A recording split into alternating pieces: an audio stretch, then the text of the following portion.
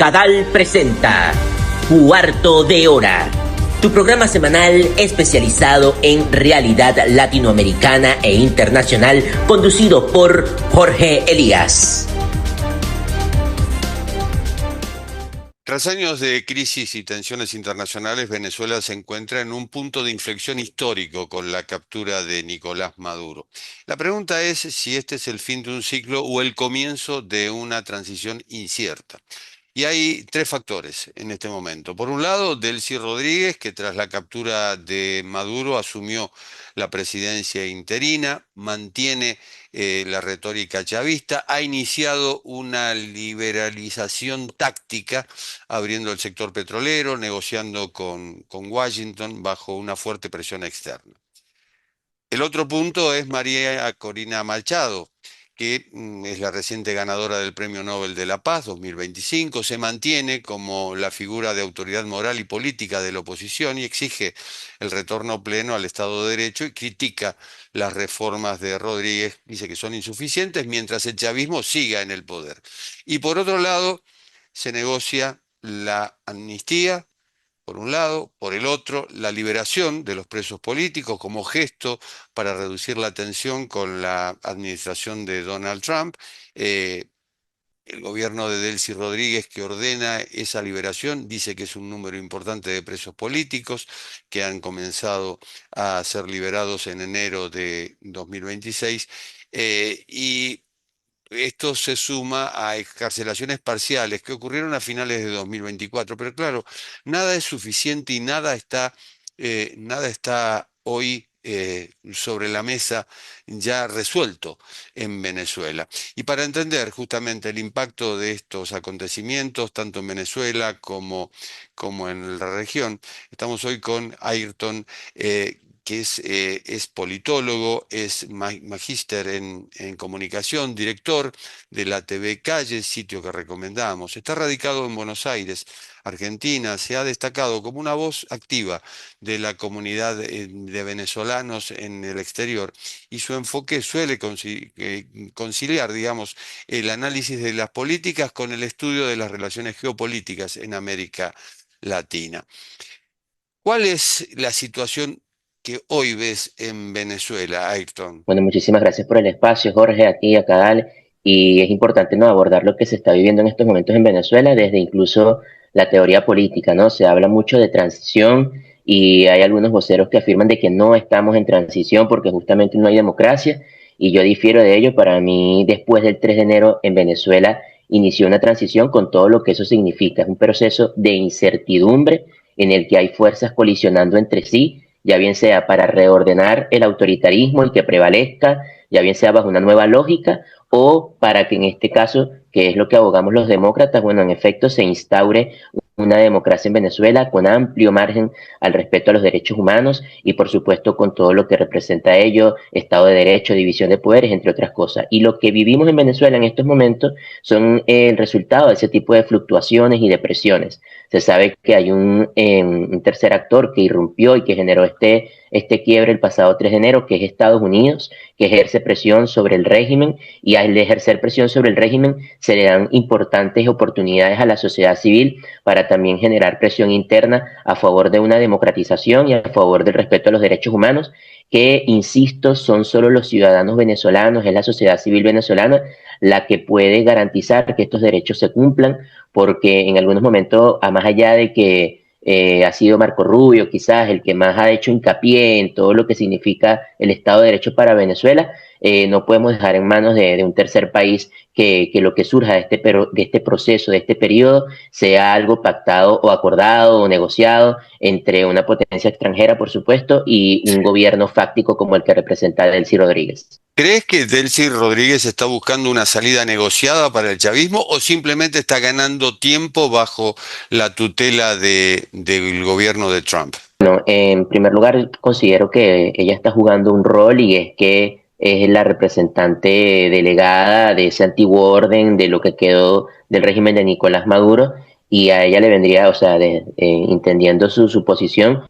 le vendría bastante bien sobrevivir a todo esto y el sobrevivir se puede interpretar de distintos puntos de vista, ¿no? Como ser la persona que obedeciendo instrucciones de la administración de Trump permitió el desmontaje del aparato represivo y abrió las puertas hacia la democracia en Venezuela, o otras teorías u otros planteamientos que pueden ser justamente, bueno, estirar, y por eso a veces preocupa, ¿no?, el dilatamiento en el proceso de excarcelación o incluso de liberación de presos políticos, más allá de lo que está sucediendo justamente, que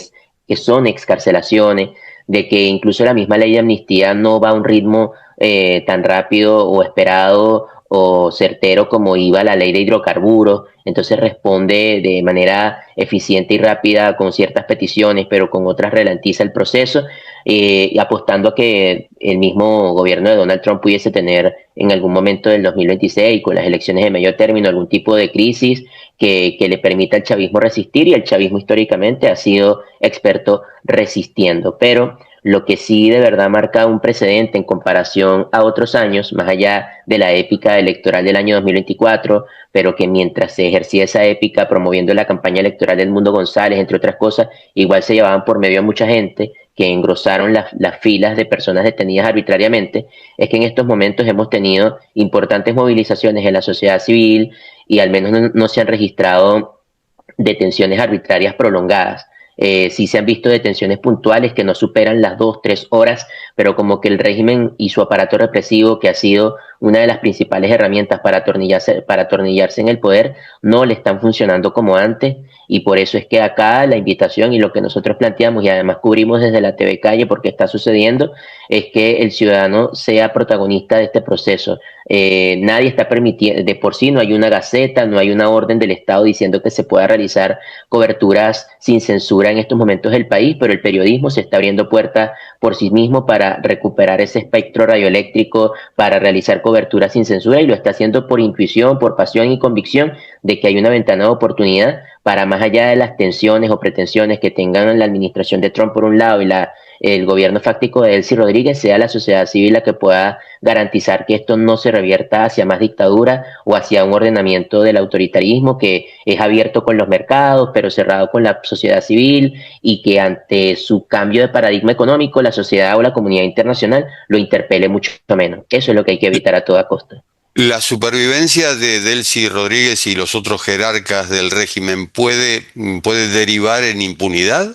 Es parte de una de las exigencias que se plantea desde la sociedad civil venezolana en frente a una ley de amnistía, ¿no? No se quiere una ley de amnistía que contemple o que incluya o que beneficie a personas que hayan cometido crímenes de lesa humanidad. Al menos esa es la petición macro, ¿no? Con esto no se quiere decir que es que todo el chavismo está envuelto en estas acciones. Yo pienso que también se puede analizar desde el punto de vista de las sanciones individuales, tanto de la Unión Europea como de Estados Unidos. Se puede ver también desde los informes del Consejo de Derechos Humanos, de la Misión de Determinación de Hechos para Venezuela, quiénes son esas personas individuales que no pueden ser beneficiarias de ningún tipo de amnistías o beneficios para el futuro. Pero sin duda alguna, parte de lo que también significa una transición es brindar oportunidad al que va de salida o al que está en una situación de complejidad en estos momentos, de que puede tener futuro político en el mañana ante una democracia. Eso puede estimular a las bases del chavismo, a presionar a las cabecillas del régimen a que de una vez terminen de desmontar el aparato represivo, a la juventud del PSUV, que es un grupo muy minoritario en frente a la juventud demócrata en estos momentos en Venezuela, pero invitarlos, ¿no?, a soñar en que la alternabilidad puede ser posible luego de este episodio tan oscuro en Venezuela, y que no sacrifiquen sus aspiraciones, su capital político, si lo podemos llamar así, solamente por defender a quienes han dirigido su proceso en estos años y están muy involucrados con temas de violaciones sistemáticas y generalizadas de derechos humanos. Entonces, eso es lo que también hay que estimular en la narrativa, ¿no? ¿Cuál debería ser el rol de María Corina Machado, que fue recibida en la Casa Blanca, que ahora Donald Trump habla de una posible reunión o algo por el estilo con Delcy Rodríguez? ¿Podría asumir en forma provisional en esta transición, asumir la presidencia o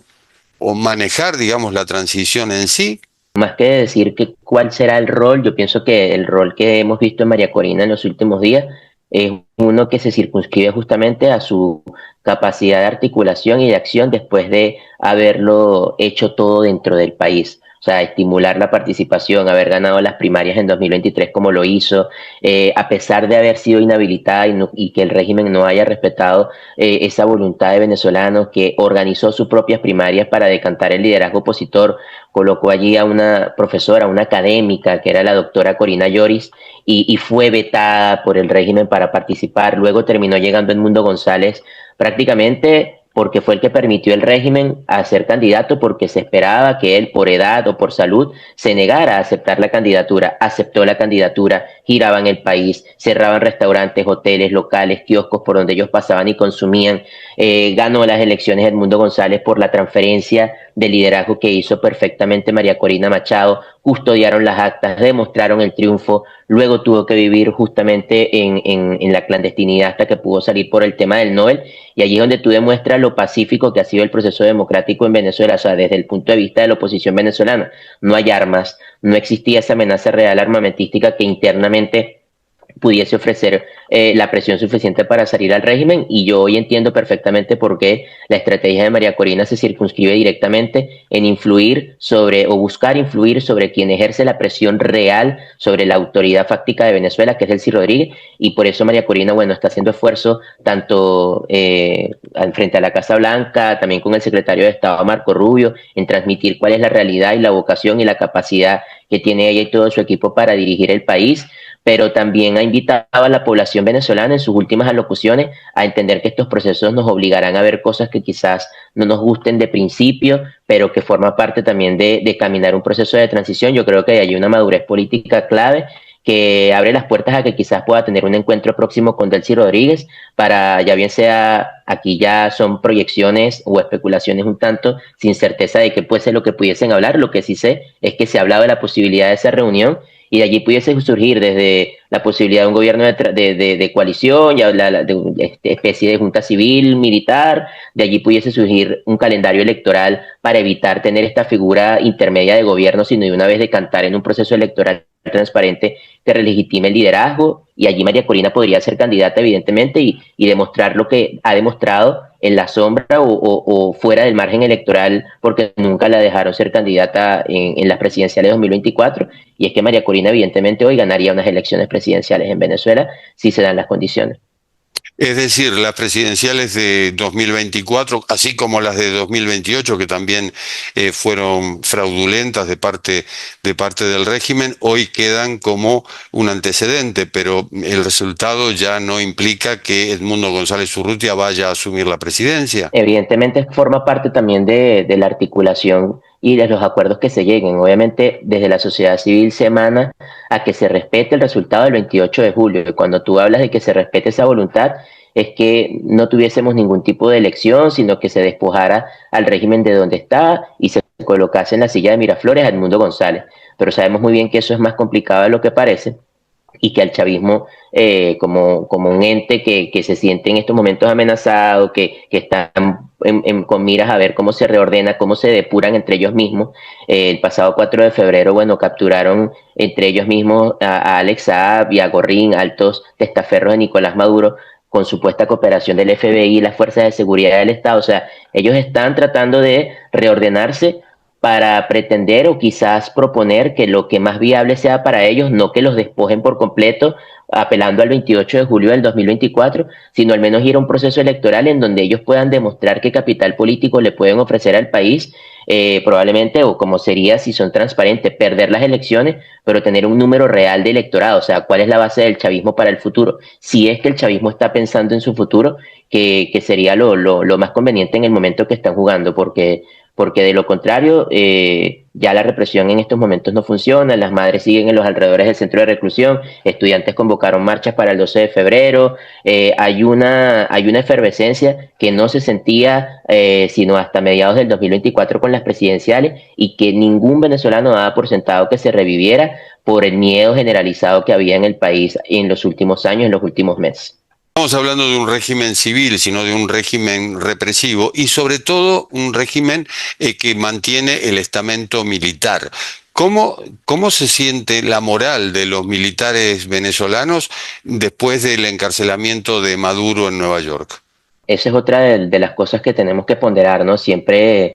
habíamos visto y es notorio cómo ese llamado que en voces de Diosdado Cabello, Nicolás Maduro y otros voceros que apelaban mucho al tema militar en su momento, hablaban, y el mismo Chávez se decía que era una revolución pacífica pero armada, pero ya quedó demostrado que era armada contra los enemigos internos, ya quedó demostrada que era armada para reprimir, para encarcelar a inocentes desarmados, para perseguir, para cometer arbitrariedades internas, pero quedó demostrado que ante una amenaza externa, que además no es cualquier amenaza, sino la amenaza con la cual el régimen polarizó por muchísimos años, o sea, el imperio, por decirlo bajo su narrativa, se metió en Venezuela una madrugada con unos helicópteros, bombardearon específicamente unos puntos militares de manera estratégica y se llevaron a la cabecilla del régimen, y el régimen está supuestamente respondiendo desde la perspectiva diplomática, consular y de los mecanismos de protección internacional. O sea, eso evidencia que las Fuerzas Armadas venezolanas ante el mundo, más allá de que sí siguen intimidando y generan un nivel de intimidación interna para el país, porque el país, el civil, está desarmado, pero ante el mundo ni la tecnología rusa, ni la china, ni las capacitaciones que venían demostrando meses antes, demostraron ser eficientes para proteger al máximo líder de la revolución, que era Nicolás Maduro. Entonces creo yo que también eso ayuda a desmontar el mito de la propaganda militar venezolana y hace que se aterricen un poco más las cosas y entender que ni siquiera eso es una amenaza para que ellos se opongan a cumplir las instrucciones que puedan que les estén dando en materia del desmontaje del aparato represivo y del régimen, y que se produzcan las reformas que se están llevando a cabo en estos momentos en el país. Ayrton, una última pregunta y apelo a tu poder de síntesis. Para los millones de venezolanos en el exterior, entre los que te encontrás,